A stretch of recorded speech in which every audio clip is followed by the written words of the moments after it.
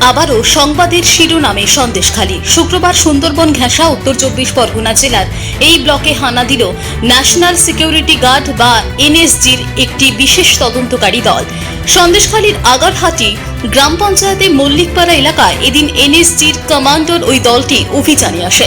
এই তদন্তকারী দলটির কাছে গোপন সূত্রে খবর আসে, মল্লিকপাড়া গ্রামের এক তৃণমূল নেতার আত্মীয়ের বাড়িতে বিপুল সংখ্যক বোমা মজুত করে রাখা আছে।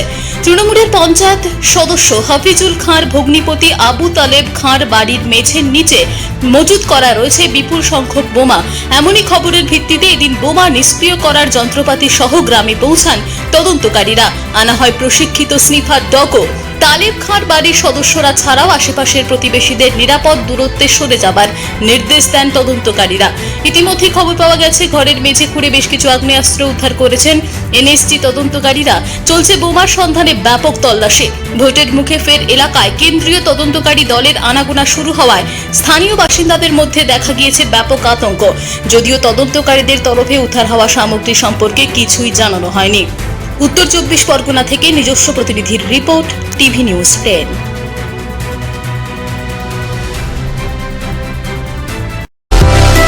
সুলভে সঠিক চিকিৎসার একমাত্র প্রতিষ্ঠান বিবেকানন্দ হসপিটাল। 24 ঘন্টা emergency service, blood bank, trauma care. আপনাদের সেবায় আমরা তৎপর। গুণমান ও পরিষেবায় দুর্গাপুর বিধাননগরের ডক্টর জাকির হোসেন এভিনিউর বিবেকানন্দ হসপিটাল শিল্পাঞ্চলের মানুষের মন জয় করেছে।